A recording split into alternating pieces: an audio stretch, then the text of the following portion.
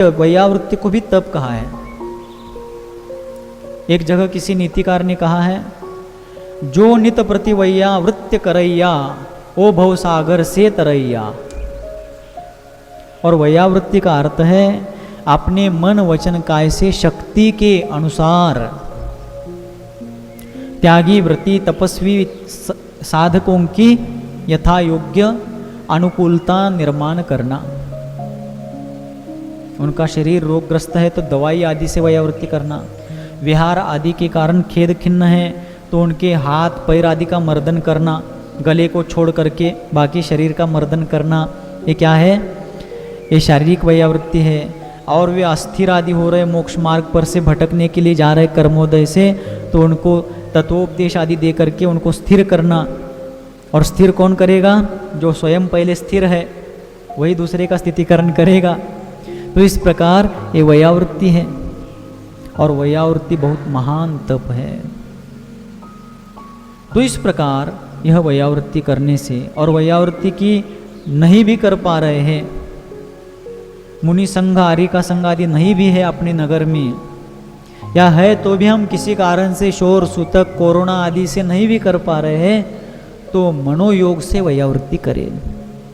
सारे त्यागी तपस्वियों का स्वास्थ्य निरंतर अच्छा रहे, सभी का मोक्ष मार्ग निरंतर प्रशस्त रहे, सभी की साधना निरंतर वृद्धिंगत होवे, बढ़ती रहे, ऐसी भावना भाते भाते हम मन से मनोयोग से वैयावृत्ति करें। ये बारिश हो रही है, एक उदाहरण देना चाहूंगा।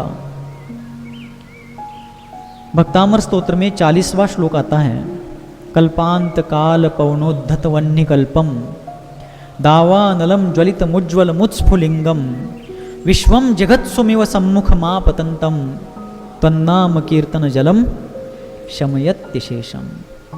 मैं रोज जब भी भक्तामर स्तोत्र पढ़ता हूँ, मैं कैसे पढ़ता हूँ, क्या करता हूँ, ये बताने का बड़प्पन बड़बोला वाला अभिप्राय नहीं है मन में, लेकिन आप भी ऐसा करके और ज़्यादा लाभान्वित होवे, इसलिए आपके गाइडेंस के लिए कर रहा हूँ। अगर करते हो तो बहुत अच्छा है, और मेरे से ज़्यादा आइडिया से करते हो तो मुझे भी आप अपने आइडिया दीजिए, मैं भी आपके आइडिया से और करूँगा।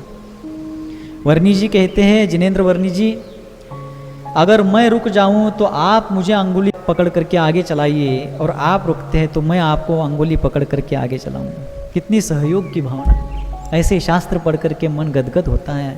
तो मैं जब रोज इस श्लोक को पढ़ता हूँ, पूरे श्लोक पढ़ता हूँ, तो इस श्लोक को पढ़ते समय मैं कल्पना करता हूँ कि सर्वत्र आग लगी है। आग लगने की ही चर्चा है ना इसमें, कल्पांत काल पवनोद्धत वन्य कल्पम। तेज हवा से वो आग नगर नगर के बाहर सर्वत्र फैल रही है। सारे मनुष्य और पशु उस आग से बचने के लिए भागते जा रहे हैं और झुलस भी रहे हैं।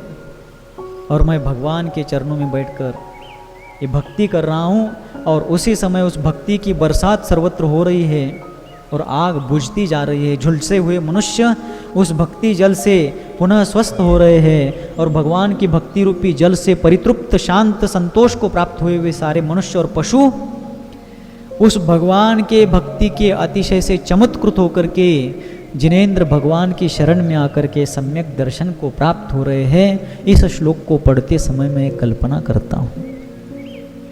किस लिए करता हूँ? इसमें ऐसा अतिशय है।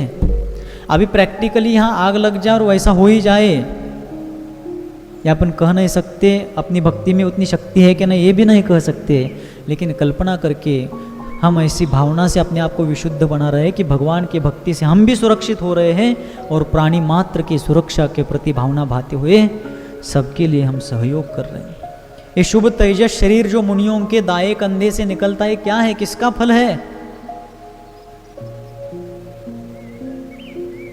इसलिए कोई भी स्तुति स्तोत्र पढ़ते समय सिर्फ शब्द रट करके श्लोकों को, शब्दों को पूर्ण करने मात्र का लक्ष्य नहीं होना चाहिए। मैं उसमें कहाँ इन्वॉल्व हो रहा हूँ, मेरी उसमें क्या भूमिका है, ये होना चाहिए।